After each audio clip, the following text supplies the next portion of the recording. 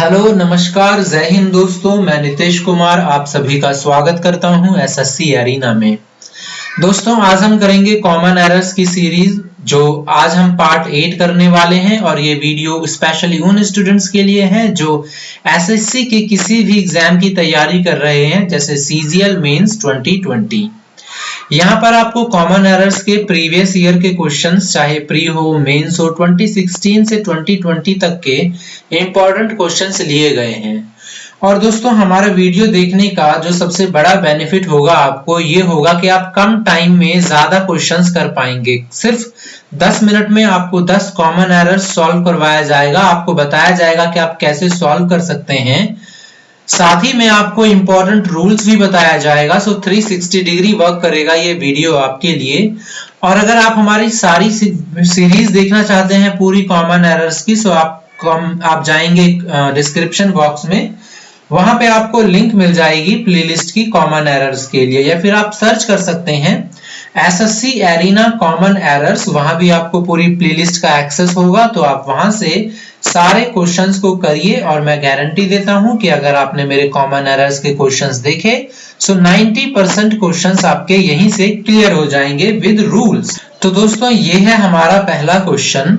आपको क्या करना है, पहले वीडियो को पॉज करना है और खुद से सॉल्व करने की कोशिश करनी है, फिर मैच करना है आंसर मुझसे मिले या नहीं, आपका सही है या नहीं। और अगर सही है तो मेरे एनालिसिस को सुनने की कोई जरूरत नहीं है, आप डायरेक्टली फास्ट फॉरवर्ड करके नेक्स्ट क्वेश्चन पे जंप कर सकते हैं। So let's start the journey for this chapter. So हमारा फर्स्ट क्वेश्चन है, फर्स्ट सेंटेंस है, the tour of the campus was so good. So सबसे पहले हम फर्स्ट पार्ट देखेंगे। यहाँ पे हमको कोई भी एरर शो नहीं हो रहा। The tour the definite article है, मतलब ये किसी फिक्स टूर की बात की जा रही है। ऑफ द कैंपस, किसकी टूर की? कैंपस के टूर की, तो ये भी सही है आपका। was so good, अब इसका एरर या तो सी पार्ट में होगा या तो नो एरर होगा। तो देखिए सो गुड यहाँ पे लिखा हुआ है, जिसका हम जनरली सिंगल सो का यूज नहीं करते किसी भी सेंटेंस में, और गुड के पहले भी सो नहीं होता, ये होता है वेरी गुड। सो का जो यूज है वो पेयर में होता है, दैट के साथ यूज होता है या एज के साथ यूज होता है। सिंगल सो का यूज नहीं होता, क्योंकि सो जो होता है ना दोस्तों, हम हिंदी में क्या कहते हैं, इसीलिए सो का जो यूज होता है वो रिजल्ट क्लॉज में होता है, main clause plus result clause. यहाँ पे ऐसा कुछ नहीं है, कंडीशनल्स नहीं है, यहाँ पे कंडीशंस नहीं है सेंटेंस में। आपका सिंपल आएगा सो गुड। ये बहुत आपको मतलब एग्जाम में डायरेक्टली इसी वे में लिख के दे देता है, क्योंकि इसमें एरर फाइंड करना डिफिकल्ट होता है। अगर आपको रूल पता है सो ही आप कर पाएंगे, जनरली पढ़ के नहीं कर सकते। सो इसीलिए ये थोड़ा डिफिकल्ट हो जाता है। याद रखिएगा सो गुड नहीं होता, वेरी गुड होता है। सो इसका आंसर है part number C. I hope कि आपका सही हुआ हो। अब आप नेक्स्ट पे भी सेम करिए, पॉज करिए, फॉरवर्ड करिए, आंसर मैच करिए। गलत है तो एनालिसिस सुनिए। आगे देखिए, नेक्स्ट हमारा है ही इज ए सेंट, मतलब वो जो है एक संत है। And as such must be respected. So he is a saint, इसमें कोई एरर नहीं है। Must be respected passive voice है, सो मस्ट बी वर्ब की थर्ड फॉर्म, ये भी सही है, कोई एरर नहीं है। अब या तो इसका आंसर नो एरर होगा या आपको शो कर रहा होगा कि भैया एज सच में कुछ एरर हो सकता है। सो क्या एरर हो सकता है, जरा आप मुझे बताइए। देखिए आपको पता होना चाहिए कि एज सच का मतलब क्या है। एज सच का बेसिकली मतलब है सेम मीनिंग। एज सच का बेसिकली क्या मतलब है, सेम मीनिंग, और वही मीनिंग, बिल्कुल ठीक ठीक। और ये जनरली सेंटेंस के एंड में यूज होता है। सपोज करिए कि ये नहीं होता, सपोज करिए ये नहीं होता, तो आप क्या बोलते हैं, he is a saint and must be respected. ये बिल्कुल सही है, नो एरर है। सो एज सच भी इसी चीज को रिप्रेजेंट कर रहा है कि he is a saint and as such, क्योंकि वो एक संत है, must be respected. So as such का मतलब होता है सेम मीनिंग, मतलब ये इसी मीनिंग को रिप्रेजेंट कर रहा है। सो यहाँ पे हमारा जो आंसर है वो है नो एरर। सो इस पोर्शन में आपका है नो एरर। अगला क्वेश्चन देखते हैं। नेक्स्ट सेंटेंस है हमारा, neither the captain nor his men are afraid of fighting. So मतलब ना तो कैप्टन ना ही जो उसके जो आदमी लोग हैं वो डरते हैं फाइटिंग से। सो ऑफ के बाद यहाँ पे फाइटिंग यूज हुआ है, जो प्रीपोजिशन के बाद वर्ब आती है वो आईएनजी फॉर्म में आती है, सही है आपका इसमें। अफ्रेड के बाद प्रीपोजिशन ऑफ लगता है, ये भी सही है। देखिए जब भी सेंटेंस की स्टार्टिंग नीदर से हो, सो मैं आपको बता देता हूं कि कितनी मिस्टेक्स आपको मिल सकती है। नीदर के साथ हमेशा जो पेयर होता है वो होता है नॉर का। एग्जामिनर क्या करेगा, नीदर के साथ आपको और लगा के दे देगा, जो कि गलत होता है क्योंकि नॉर सही होता है। सो चलिए ये भी हमारा सही है। अब हमको देखना होता है आर। आर मतलब क्या है, वर्ब। वर्ब ये है प्लूरल, तो आपका सब्जेक्ट भी होना चाहिए प्लूरल। सो आप देखेंगे कैप्टन तो सिंगुलर है, लेकिन दोस्तों अगर आपने सब्जेक्ट वर्ब एग्रीमेंट पढ़ा है तो आपको पता होगा जो ये वाला सब्जेक्ट का ये जो वर्ब है ये इस सब्जेक्ट के अनुसार नहीं बल्कि अपने नियरेस्ट सब्जेक्ट को लेता है। सो नियरेस्ट सब्जेक्ट क्या है, हिज मैन, और हिज मैन क्या है, प्लूरल। सो अगर मैन प्लूरल है तो आर भी प्लूरल होगा, यानी कि यहाँ पे हम बोल सकते हैं कि आपका आर भी सही है। नीदर का पेयर नॉर सही है, प्लूरल का प्लूरल सही है, अफ्रेड के बाद ऑफ सही है, ऑफ के बाद फाइटिंग सही है। सो इस क्वेश्चन का बेसिकली आंसर है नो एरर, इसमें कोई भी एरर नहीं दिया गया है। Jump to the next sentence. Each child, each के बाद चाइल्ड आएगा सिंगुलर, सही है। वॉज गिवन, वॉज के बाद थर्ड फॉर्म तभी आएगा जब ये पैसिव वॉइस हो।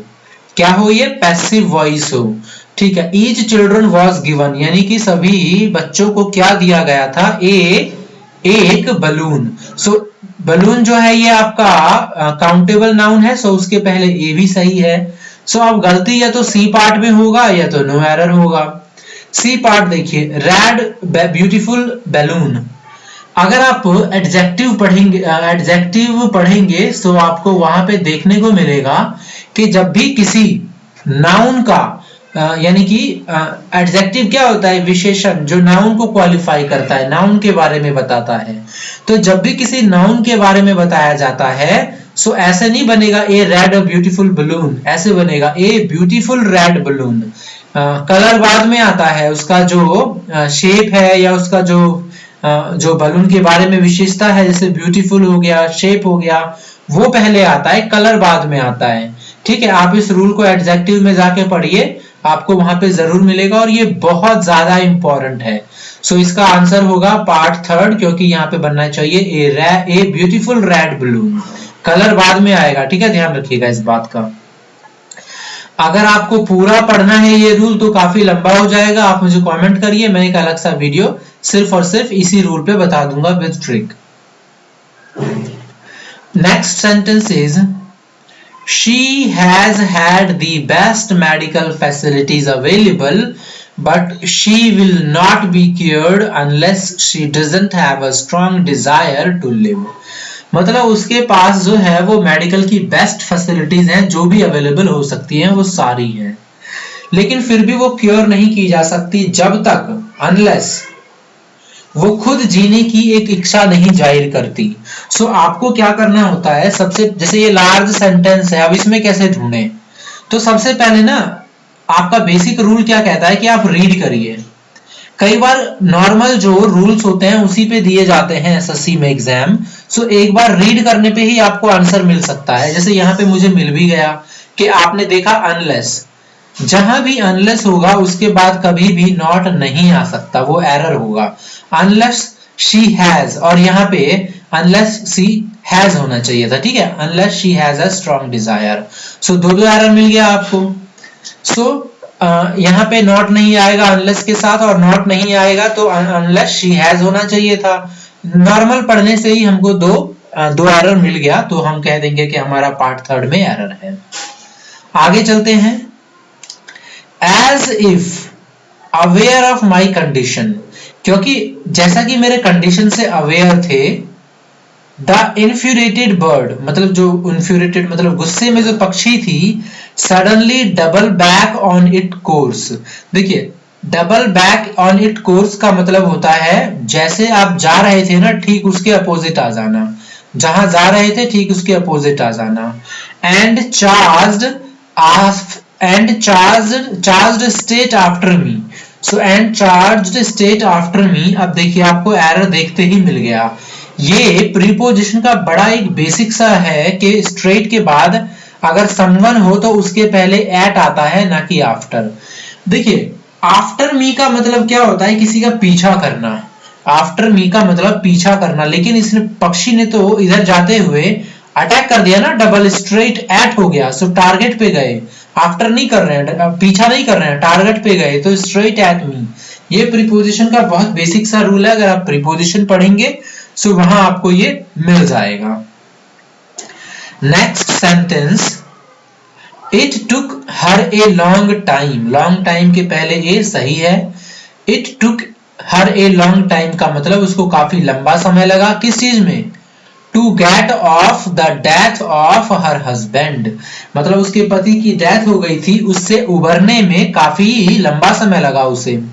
सो टू गेट ऑफ का मतलब पता होना चाहिए। यहाँ पे ये एक फ्रेजल वर्ब है दोस्तों। फ्रेजल वर्ब की हमने पूरी सीरीज करवा रखी है ए से जेड। अगर आप लोग देखना चाहते हैं सो आप सर्च करिए SSC arena phrasal verb with examples, आपको पूरा का पूरा देखने को मिल जाएगा। सो गेट ऑफ का मतलब होता है without punishment, escape without punishment, बिना पनिशमेंट के बच निकलना।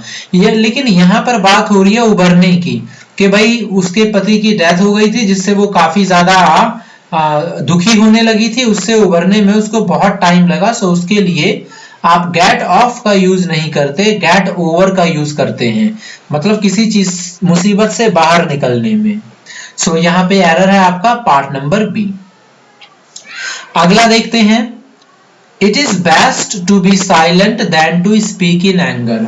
सबसे पहले आप इसका मीनिंग समझिए कि भाई साइलेंस रहना ज्यादा अच्छा है बजाय कि गुस्से में बात करना। सो जब आपने देन देखा तो आपको एक बात समझ में आई कि यहाँ पे कंपेयर किया जा रहा है। जब भी आप देखेंगे कंपेयर किया जा रहा है सो आप देखेंगे कि कंपेयर किस किस में किया जा रहा है, दो लोगों में या दो से ज्यादा लोगों में। सो यहाँ पे देन है तो आपने समझ लिया कि दो चीजों में कंपेयर किया जा रहा है, साइलेंट रहना या एंगर में बात करना। सो यूज होना चाहिए कंपेरेटिव डिग्री, पर यहाँ पे बेस्ट तो है नहीं, बेस्ट सुपरलेटिव डिग्री होता है, जबकि यहाँ पे होना चाहिए बेटर, क्योंकि देन के साथ हमेशा कंपेरेटिव डिग्री आता है, इट इज बेटर। और वैसे भी गलत था क्योंकि बेस्ट एक सुपरलेटिव डिग्री है तो इसके पहले हमेशा द आता है। सो ये दोनों रूल को आप याद रखिएगा। इसका आंसर है ऑप्शन नंबर ए। आगे देखते हैं, his father is disgusted against him for his addiction to drink. मतलब उसकी जो आदत है शराब पीने की, उसके फादर बहुत ज्यादा डिस्कस्टेड रहते हैं उससे। सो डिस्कस्टेड के साथ अगेंस्ट कहीं कभी भी नहीं आता। डिस्कस्टेड के साथ दो प्रीपोजिशन आएगा आपका, एक आएगा एट और एक आएगा विद। देखिए अगर डिस्कस्टेड के बाद मैं एक मिनट के लिए इन सबको गायब कर दूं तब आएगा at, disgusted at drinking habit, तब आएगा एट, क्योंकि एट समथिंग होता है। और डिस्कस्टेड विद समवन होता है, यानी किसी के साथ डिस्कस्टेड विद समवन। जैसे अगर मैं सारी चीजें काट के सीधा लिख दूं, his father is disgusted at drinking habit, so आपका एट आएगा। तो अब तक तो आपको आंसर पता चल गया होगा कि जो इसका आंसर है ये होगा अगेंस्ट नहीं आएगा, अगेंस्ट की जगह यूज होगा विद, क्योंकि यहाँ पे है समवन। सो ये आपका एरर था यहाँ पे पार्ट नंबर बी में। लास्ट क्वेश्चन पे चलते हैं आज का। ही had already sent me message, उसने मुझे ऑलरेडी सेंड कर दिया था मैसेज के हिज अराइवल, उसका arrival was scheduled for Thursday. So past है यहाँ पे, पास्ट के बाद वर्ब की थर्ड फॉर्म यानी पैसिव वॉइस है कि उसका स्केड्यूल कर दिया गया था थर्सडे को। सो अब यहाँ पे एरर कहाँ हो सकता है, देखिए जब भी कभी मैसेज यूज होगा, क्योंकि मैसेज काउंटेबल नाउन होता है, सो इसके पहले आर्टिकल यूज होगा a, indefinite article a use होता है। So he had already sent me a message. और साथ ही में जैसे एग्जांपल देखिए जॉब होता है ना, जॉब के पहले भी ए लगता है, तो ध्यान रखिएगा। जॉब हो गया या मैसेज हो गया, ये सारे काउंटेबल नाउन है जिसकी गिनती की जा सकती है। सो उसके साथ आपका यूज होगा आर्टिकल ए, इंडेफिनिट आर्टिकल ए। सो यहाँ पे एरर कहाँ है? पार्ट ए में, क्योंकि पार्ट ए में आपका मी और मैसेज के बीच ए होना चाहिए यूज, लेकिन इसका आंसर ए है, ठीक है, ये बात आप याद रखिए। लेकिन एसएससी के एग्जाम्स में इसका आंसर ए ही दिया गया था, बट इसमें मेरे हिसाब से एक एरर और होना चाहिए, स्केड्यूल्ड फॉर थर्सडे की बजाय स्केड्यूल्ड ऑन थर्सडे होना चाहिए, क्योंकि हम सभी ने पढ़ा है कि दिन के से पहले हमेशा ऑन होता है। लेकिन यहाँ पे एक फंडा और है कि स्केड्यूल के बाद फॉर आता है, लेकिन स्केड्यूल के बाद फॉर तब आता है जब रीजन दिखाया जाए। जैसे आप बोल सकते हैं tomorrow I am scheduled for dentist appointment, so scheduled for dentist appointment, so वहां पे फॉर आ सकता है, लेकिन आप बोलेंगे I am scheduled for dentist appointment on Thursday. So मेरे हिसाब से यहाँ पे दो एरर होना चाहिए था, एक आपका ये तो है ही विदाउट एनी डाउट, ये भी होना चाहिए था। तो आप भी थोड़ा सर्च करिए, आपके कोई बेस्ट टीचर वगैरह है तो उनसे जरा पूछिए कि क्या ये एरर है, और नहीं है तो क्यों नहीं है। हालांकि मेरे हिसाब से दो एरर है, एसएससी ने इसको आंसर किया है, और वेरियस वेबसाइट्स जो हैं एसएससी के रिगार्डिंग या उसके अलावा भी जो कॉमन एरर देते हैं वहां पे भी इसका आंसर ऑप्शन नंबर ए ही लिया गया है। सो मैंने आपको बेस्ट पॉसिबल आंसर्स बता दिए हैं। आई होप आपको पसंद आया हो। अब आपको क्या करना है, अब आपको लाइक करना है, वीडियो अच्छा लगा तो सब्सक्राइब करना है और शेयर भी कर सकते हैं। कमेंट में मुझे बता दीजिए कि वीडियो कैसा लगा। तो आज का वीडियो यहीं स्टॉप करते हैं। जय हिंद, जय भारत।